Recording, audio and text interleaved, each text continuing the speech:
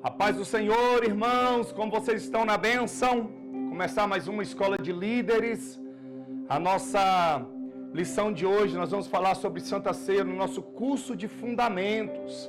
Eu queria que você já se reunisse com a sua família na sala, no quarto, onde você está assistindo. Pega a sua Bíblia, já bota aí do lado, mas primeiro nós vamos adorar o Senhor. Vamos bendizer a Ele. Depois nós vamos entrar na nossa lição de hoje, que é Santa Ceia.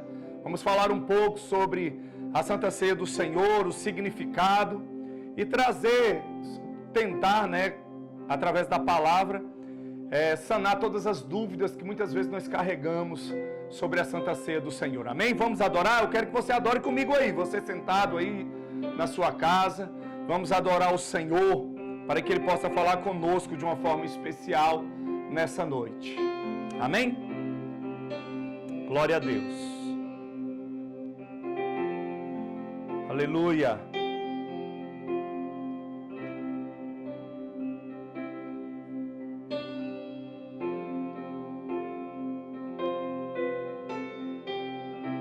Deus é fiel, soberano e absoluto. Vamos adorar. Espírito,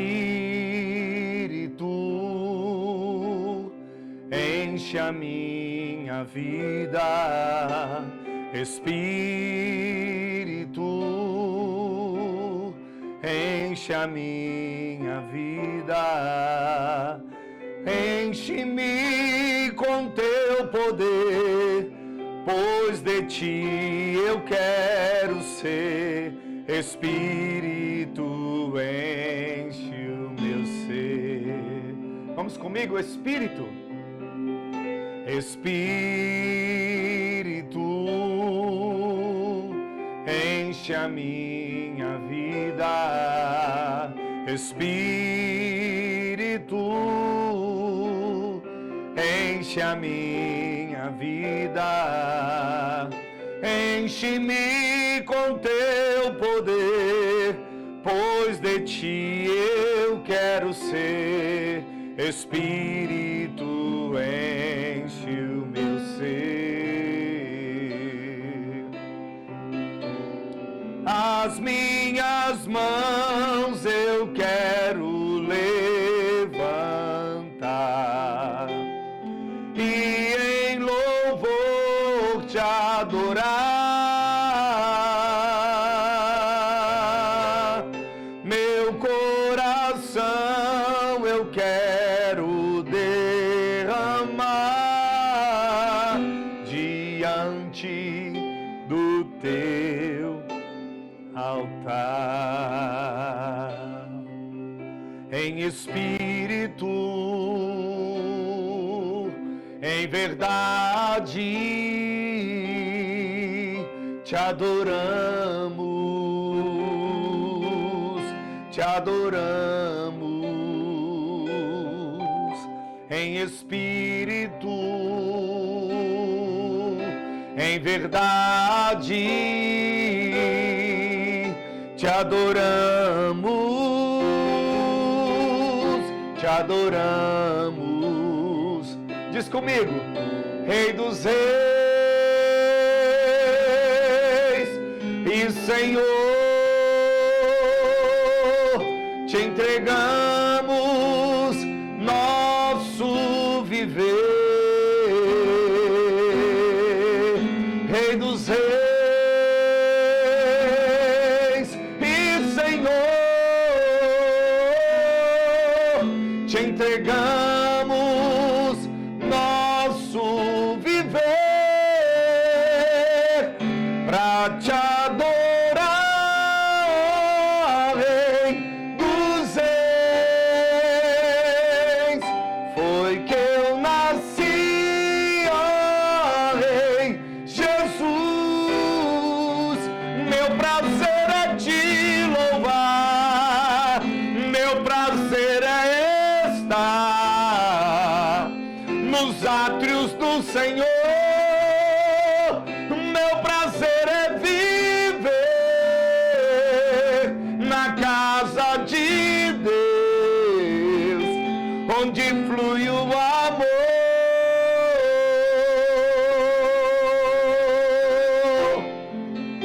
nosso Deus seja glorificado nessa noite.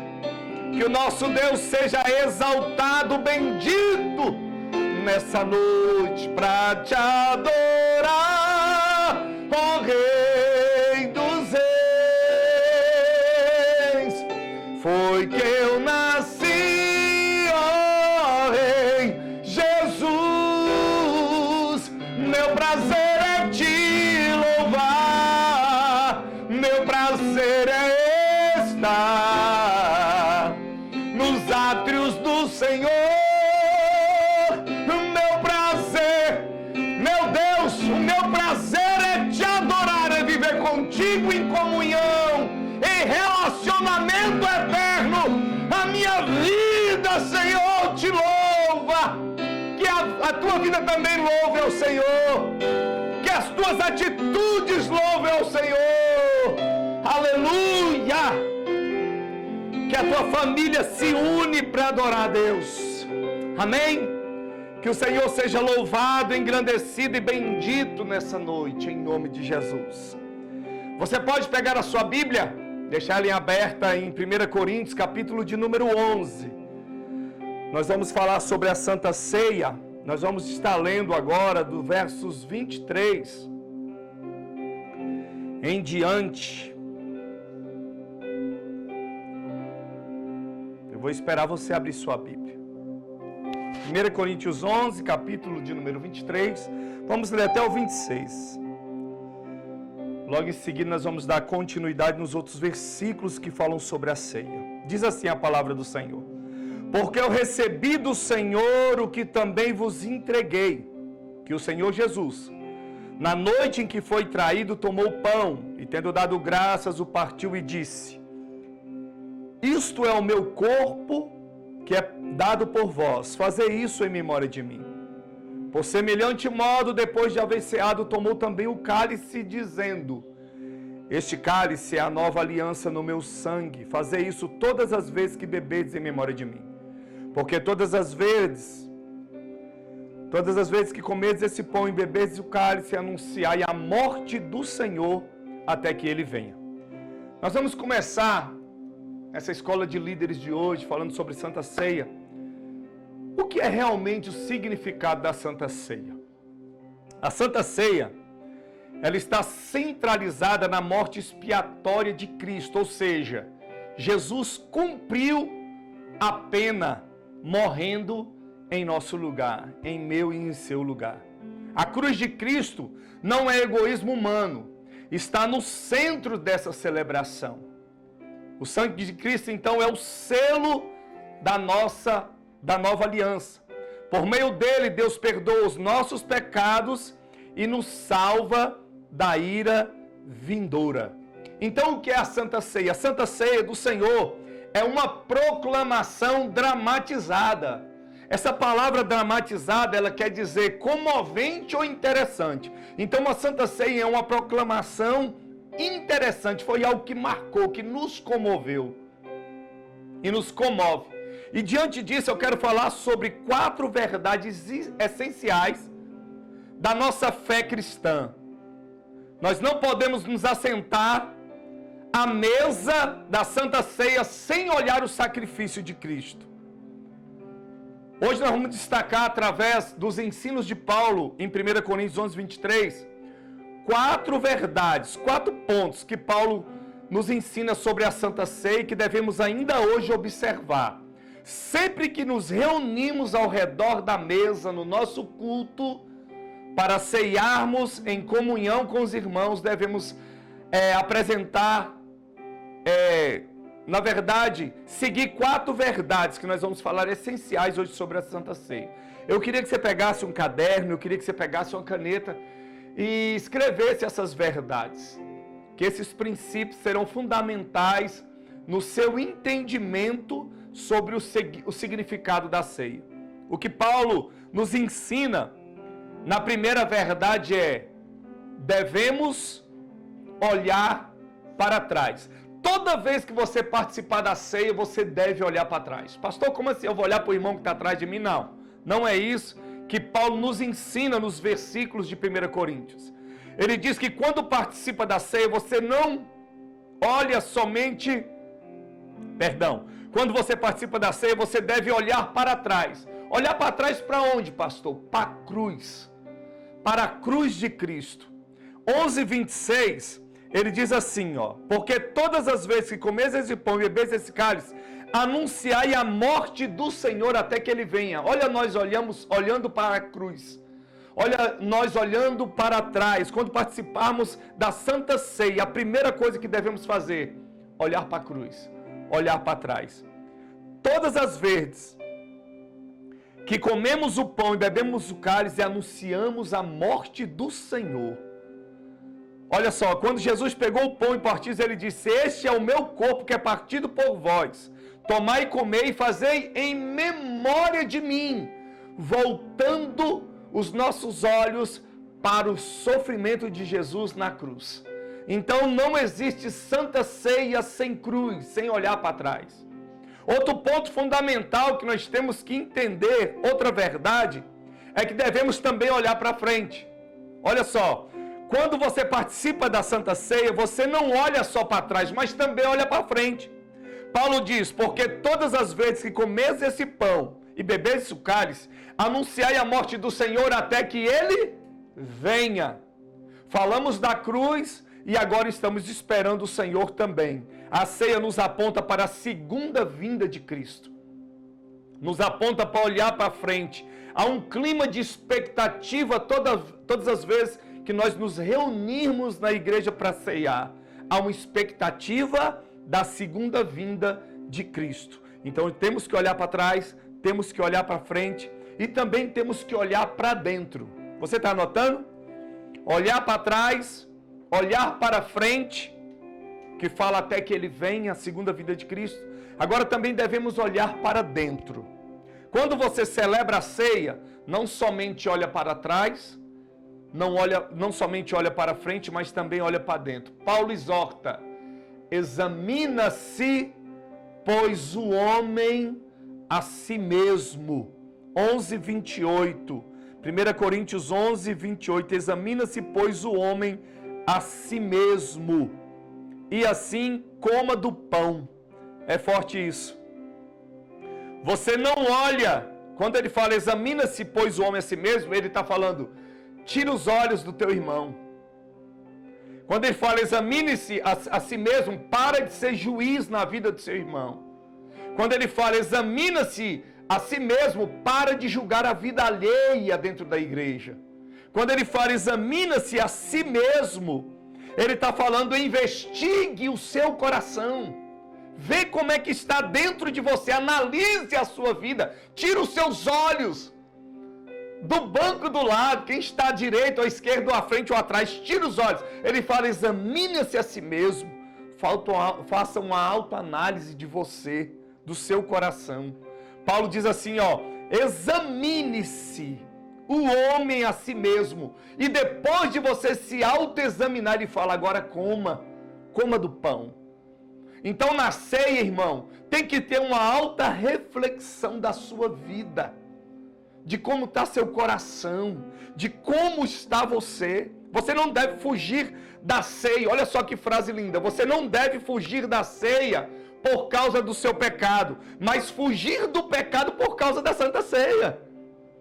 Olha só, você não deve fugir da ceia porque você... Irmãos, quantas vezes pessoas chegam para mim: pastor, domingo agora, próximo é Santa Ceia, eu não vou ao culto. Porque está em pecado, ele não vai ao culto. Em vez de ir, se reconciliar com o céu, se autoexaminar, pedir perdão a Deus, chegar no pastor, nos pastores, confessar o seu pecado e assim voltar a ter comunhão com a igreja. Mas não, ele prefere não ir ao culto. O culto que vai trazer, esse culto é o que vai trazer força. Esse culto é o que vai trazer renovo na sua fé. Aí você fica em casa, alimentando o pecado, quando é para você se afastar dele para estar junto a Cristo. A ceia é um instrumento de restauração, de cura. A ceia é um momento que devemos aguçar os sentidos da nossa alma para nos examinarmos e nos voltarmos ao Senhor.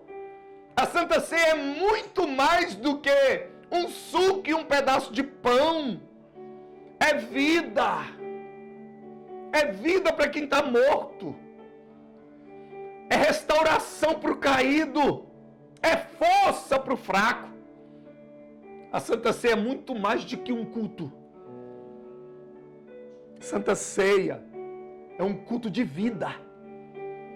É um culto de vida, onde mortos reconhecem os seus pecados, se arrependem e voltam a viver em Cristo. Oh, é uma oportunidade que Ele dá. Na Santa Ceia devemos correr do pecado para Deus e não de Deus para o pecado. A Santa Ceia é um culto de reconhecimento, como nós estamos.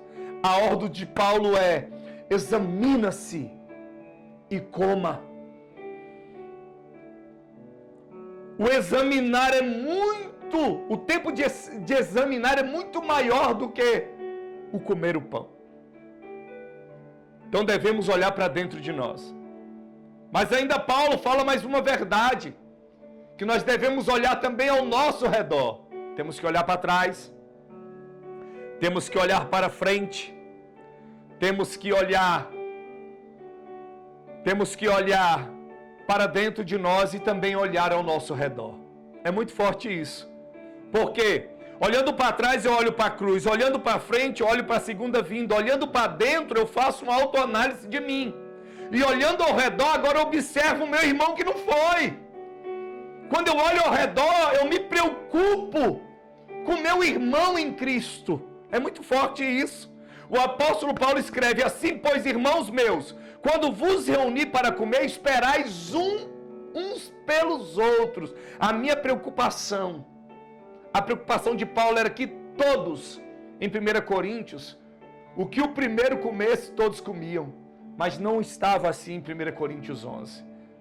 Primeiro, os ricos se abasteciam com as melhores comidas, os pobres e necessitados comiam daquilo que sobrava.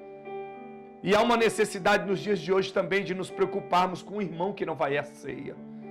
Por isso que toda Santa Ceia em nossa igreja nós nos preocupamos pelos que estão doentes em casa. E enviamos a ceia até a casa, porque há um relacionamento com Cristo, mas também um relacionamento entre nós, uns aos outros. Na igreja de Corinto era de costume os crentes trazerem suas iguarias de casa e comerem fartamente sem esperar um pelos outros.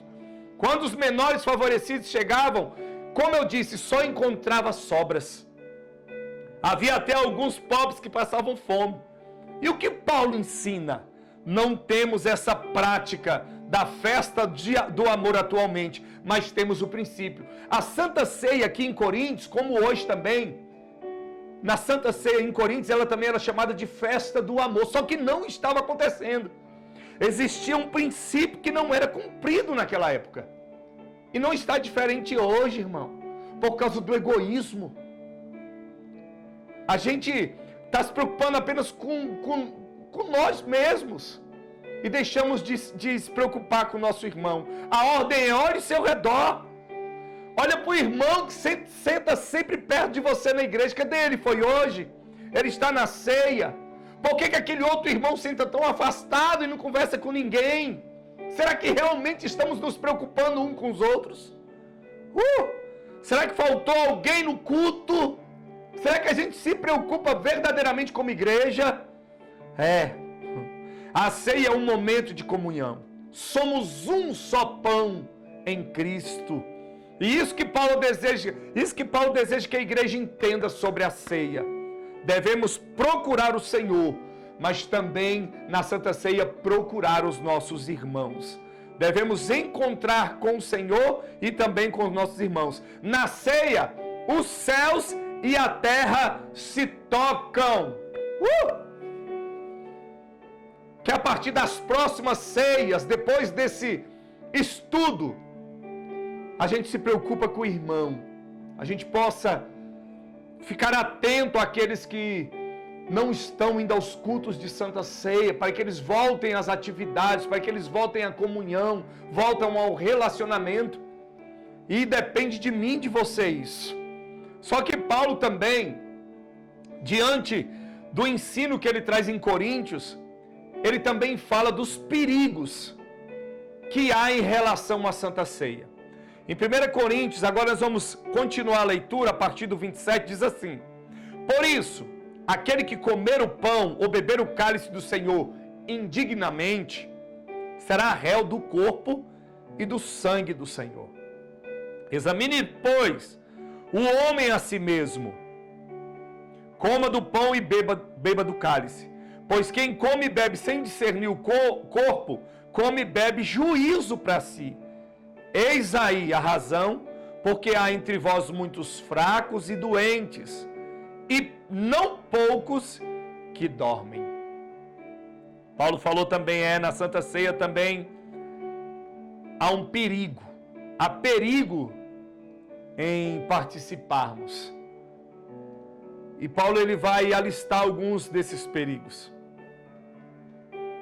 Eu quero que você anote que o primeiro perigo é participar da ceia do Senhor indignamente. Olha que forte. Paulo escreve assim: por isso, aquele que comer o pão ou beber o cálice do Senhor indignamente será réu do corpo e do sangue do Senhor. 11:27, 1 Coríntios. O que é participar da ceia indignamente? João Calvino diz assim, que participar da ceia de forma digna é ter consciência da nossa própria indignidade. Quando temos consciência da nossa indignidade, mas ao mesmo tempo reconhecemos que por meio de Cristo somos habilitados a nos assentarmos à mesa, então participaremos da ceia dignamente. Olha que profundo isso. Eu não me sinto digno, mas em Cristo Ele me torna digno. Na mesma hora que eu me sinto indigno, a cruz me dá dignidade para participar, porque Ele morreu por mim. E Ele me dá uma oportunidade de participar. Tenha esse discernimento. Léo Morris, ele diz assim, que há um sentido em que todos têm de participar indignamente, pois ninguém jamais pode ser digno da bondade de Cristo para conosco. Mas em outro sentido, podemos ver dignidade, isto é, com fé e com a devida realização de tudo que é pertinente e tão solene rito. Negligenciar nisto é vir indignamente no sentido aqui censurado. Participar da ceia indignamente é assentar-se à mesa de forma leviana e refletida. Eu estou em pecado e me sento na mesa e escondo o meu pecado e participo da ceia. Isso é participar indignamente. Mas quando eu reconheço que eu sou um pecador, me arrependo, Deus me dá, Cristo me dá essa dignidade através do arrependimento de participar da Santa Ceia. Então, precisamos discernir o que Cristo fez na cruz por nós. A primeira coisa, você reconhece o sacrifício de Cristo na cruz? Precisamos compreender esse sacrifício, participar da ceia e refletidamente, ou participar da ceia hospedando o pecado no coração, sem a devida disposição de arrependimento, é fazê-lo de forma indigna, é o que eu acabei de falar. Odeio o meu irmão, mas eu preciso transparecer para a igreja que está tudo bem. Está participando de forma indigna. Está participando de forma errada. Eu traio a minha esposa e estou na Santa Ceia porque eu tenho que mostrar para o pastor que eu não estou em pecado. O céu está te vendo e você está sendo réu confesso. Arrependa-se. Arrependa-se. Confesse o seu pecado. Arrependa-se. A maneira que você está conduzindo a vida, você está sendo réu confesso do seu próprio futuro. Ser réu do corpo e do sangue de Cristo. Ser réu do corpo e do sangue de Cristo, Jesus é um pecado gravíssimo. Você tem dois lados para essa relação ao sangue de Cristo. Você está debaixo dos benefícios do sangue, Ou está do lado daqueles que levaram Jesus para a cruz e o mataram? Você é assassino de Cristo ou é beneficiário do sangue de Cristo? Participar indignamente da ceia é ser réu do corpo e do sangue de Cristo. É estar na mesma posição de Anás, Caifás, Pilatos e os soldados romanos que pregaram Jesus na cruz. Quando você participa da ceia indignamente, você não é diferente nem de Anás, nem de Caifás, nem de Pilatos, nem dos soldados que crucificaram a Cristo. Assim só existe duas possibilidades para você. Ou você está debaixo dos benefícios do sangue, ou é réu do corpo do sangue do Senhor. O apóstolo Paulo está dizendo que quem participa da ceia indignamente se torna culpado de derramar o sangue de Cristo. Isto é, coloca-se não do lado dos que estão participando dos benefícios da sua paixão, mas do lado dos que foram culpados por sua crucificação. De que lado você está na Santa Ceia? Quem que você pensa que está escondendo na hora da ceia? De quem você está escondendo? Da sua liderança? Porque o céu está vendo, o céu vê. E você não pode tomar ceia preocupado com a posição do seu irmão, que ele vai achar se você não ceiar. Não é mais fácil você reconhecer o seu pecado? Não é mais fácil você chegar diante da sua liderança, confessando o seu pecado e voltando a ter dignidade diante da Santa Ceia? É a palavra que diz: não tome mais a Santa Ceia indignamente. O segundo perigo é participar da ceia do Senhor sem discernimento. O apóstolo Paulo escreve: examina-se, pois, o homem a si mesmo, como o pão e beba o cálice. Pois quem come e bebe sem discernir o corpo, come e bebe juízo para si. Eis aqui a razão, porque há entre vós muitos fracos e doentes, e não poucos os que dormem. Pastor, mas discernir o quê? Discernir o corpo. Mas que corpo? Paulo está falando aqui de dois. O primeiro corpo é o corpo físico de Cristo. E também o corpo que foi moído e transpassado na cruz. Contudo, há mais um. Há o corpo, que é o corpo místico de Cristo. Qual é o corpo místico de Cristo? A igreja. Nós somos a igreja, o corpo. Ele é o cabeça e nós somos o corpo. E nós temos que ter esse discernimento. Quando você vem para a ceia, mas você despreza o irmão, fazendo acepção de pessoas, ou nutrindo mágoa em seu coração, você está participando da ceia sem discernir o corpo. Ei, quantos tem na sua lista do WhatsApp que estão bloqueados? Não, você bloqueou, porque tem ódio, tem raiva, tem mágoa. Mas no segundo domingo do mês você está na igreja com pão e com suco. E não tem a consciência da mágoa, da falta de perdão, que você precisa fazê-lo. Você está tomando do cálice e do pão sem discernir o corpo.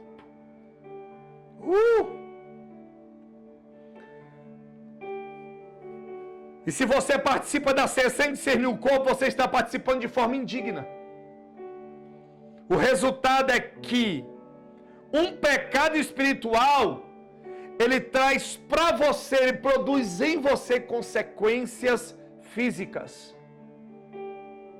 Você erra espiritualmente, mas a sua carne sofre com doenças. O pecado espiritual promove na sua carne doenças. Porque você não perdoa. Porque você não consegue suportar. Você não consegue nem ouvir a voz da pessoa mais. Que evangelho é esse? Que relacionamento, que comunhão é essa na Santa Ceia que está acontecendo? A palavra diz no 1 Coríntios 11:30, eis a razão, porque há entre vós muitos fracos e doentes e não poucos que dormem. E ainda você é capaz de falar bem assim, como uma pessoa que é pior do que eu pode me corrigir? Ou você faz para Jesus ou para a pessoa? Quem você está servindo? É a homens ou a Cristo? Se você faz bem a Cristo, você vai fazer bem a homens. Se você não obedecer a Deus, você nunca vai obedecer o seu pastor.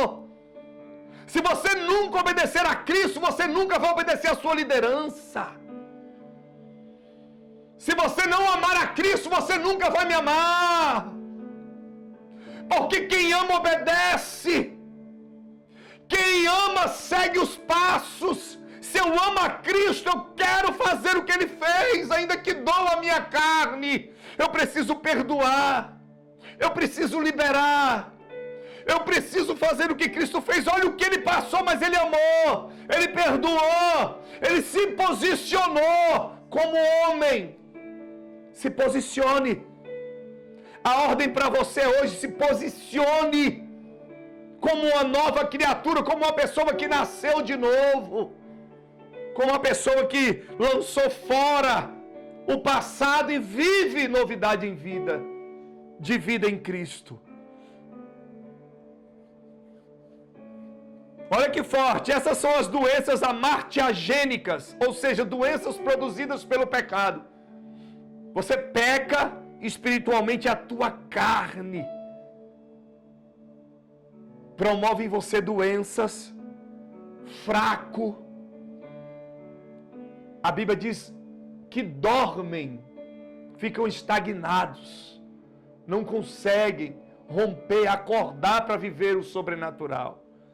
A igreja de Coríntios, em virtude do pecados não tratados, tinham pessoas fracas, doentes, e algumas até que haviam dormidos ou morrido. Os que dormem aqui faz a reflexão de morte. Muitos morreram nessa época aqui. Leon Morris diz assim, nessa mesma linha de pensamento, diz que males espirituais podem ter resultados físicos. Aquilo que você faz espiritualmente traz resultados na tua carne. Cuidado. A igreja de Corinto não estava cumprindo o mandamento de amar uns aos outros. Portanto, ela não estava discernindo o corpo. Como é que eu falo que eu amo? Estou falando mal do meu irmão. Como que eu falo que eu amo e estou em rodas? Como que eu falo que eu amo, na frente eu sou um e por trás eu sou outro? Como? Se não estamos diferentes de Coríntios. A consequência da falta de discernimento do corpo levou a igreja a comer o seu próprio juízo. Fraqueza, doenças e morte. Muito forte isso. Porém, outro perigo, anota aí, é participar da ceia do Senhor sem auto-julgamento. Em mim, eu me auto-julgar. Paulo alerta, porque se nos julgássemos a nós mesmos, não seríamos julgados. Mas quando julgados, somos disciplinados pelo Senhor. Grava esse nome aqui, ó. Grava essa frase. Somos disciplinados. Pega a sua Bíblia, 1 Coríntios 11, 38 e 32, e aonde está somos disciplinados, passa uma caneta. Somos disciplinados pelo Senhor, para não sermos condenados com o mundo. Vou ler de novo com você. Porque se nos julgássemos a nós mesmos, não seríamos julgados. Mas quando julgados, somos disciplinados pelo Senhor, quando nós nos julgamos, para não sermos condenados com o mundo. Agora eu vou explicar isso para você. Não podemos ser frouxos com nós mesmos. Se nós participarmos da ceia do Senhor com pecados não confessados sobre nós, não teremos então discernimento do corpo que foi partido para que esse pecado fosse perdoado. Então é o seguinte, pare de olhar para o irmão da direita e da esquerda e comece a observar você. E não seja frouxo com você mesmo. Tenha punho forte com você. Olha só, não podemos ser condescendentes com nossos próprios erros. Precisamos enfrentar a nós mesmos. Agora é hora de nos encararmos, reconhecermos que estamos em pecado, reconhecermos as nossas falhas e enfrentar a gente, ó. Eu não posso continuar do jeito que eu estou. Eu não posso dar mais nenhum passo do jeito que eu estou. Enfrente você. Quando você vier para a ceia, não trate a você mesmo com condescendência. Julgue a si mesmo. Enfrente os seus pecados com rigor. Porque se você não julgar a si mesmo, você vai ser condenado com o mundo. Se você não parar você vai ser condenado junto com o mundo. A celebração da ceia é um momento de autoconfronto. Esquece todo mundo que está no templo. Agora é você e você. É você e você. É você colocando o espelho na sua frente e se autoconfrontando. O auto-engano é muito perigoso. Não, meu pecadinho é pequeno. Não, isso aqui não vai machucar ninguém, não. Para! Pecado é pecado. A igreja de Laodiceia olhou no espelho, igual você vai olhar. E eu não quero que você faça isso. Quando ela se olhou no espelho, ela falou, eu sou rica e abastarda. A igreja de Sardes falou bem assim, eu estou viva. E Jesus olhou para as duas e disse para a primeira, você é pobre e miserável. E para a segunda ele diz, você está morta. Então quando um achou que estava rica e abastarda, na verdade ela era pobre. E quando a outra achou que ela era cheia de vida, na verdade estava morta. Como que você se autoanalisa hoje? Como você está? Como você se sente hoje? Com uma palavra hoje, lance quem é você. É rico? É vivo? É feliz? Porque eu sou feliz. Você fala, eu sou feliz. E Jesus fala, você é triste. Por causa disso, disso e disso. Ah, eu estou bem financeiramente. Na verdade, você está pobre. Ah, eu tenho o que eu quero e compro tudo que eu quero e vou para onde eu quero. Na verdade, você está andando em círculos. Se autoanalise hoje. Paulo é enfático. Julgue a si mesmo. Examine-se a si mesmo para que você não seja julgado e condenado com o mundo. Matthew Henry diz que as ordenanças de Cristo podem nos fazer melhores ou nos farão piores. Se elas não nos quebrantarem, nos amolecerem, nos tornarão mais endurecidos. Lembra que eu falei para você grifar sobre a disciplina? Olha que forte. Quando você julga a si mesmo, você é disciplinado por Deus. Quando você olha para você e fala, cara, eu preciso melhorar. Eu tenho que sair dessa vida que estou. Na verdade, você está sendo disciplinado por Deus. E a disciplina de Deus traz salvação, cura e vida. Quando você reconhece, você é disciplinado por Deus. E quando Deus te disciplina, Ele te dá salvação, cura e vida. Todavia, quando não julgamos a nós mesmos, nos tornamos autoindulgentes. Isso. E o juízo torna-se inevitável. O martelo é batido. Já era. O juízo de Deus para o crente não é a perda da salvação, nem a condenação eterna, mas é a disciplina. Olha só, o juízo de Deus na minha vida e na sua, para você entender, não é a perda da salvação, mas é a disciplina de Deus. O que nós precisamos é dessa disciplina, porque essa disciplina de Deus em nós, nos autoexaminando, nos levará à eternidade.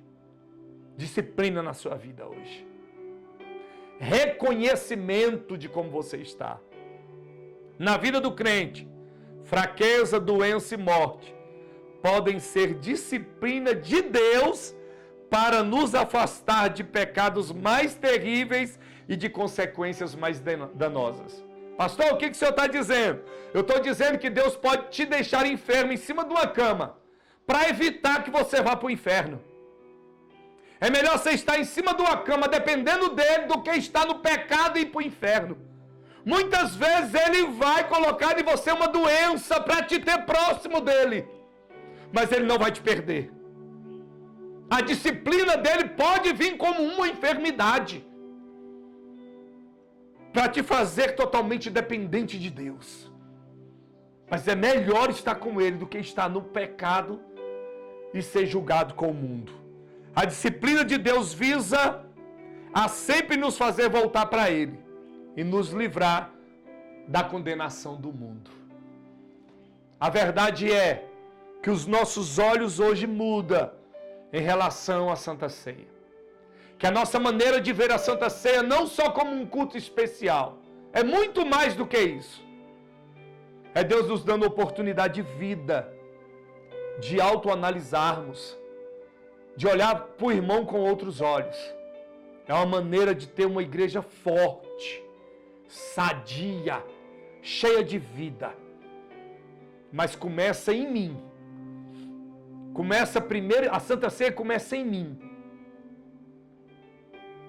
Eu que tenho que olhar para trás, olhar para frente, olhar ao redor, olhar dentro de mim, para poder participar dessa cerimônia linda que Jesus nos colocou para participarmos em comunhão. Que nessa noite você possa entender isso. Que o Senhor quer que você faça uma autoanálise da sua vida. E que nessa próxima Santa Ceia seja diferente. Seja diferente na sua vida e na minha vida, em nome de Jesus. Amém?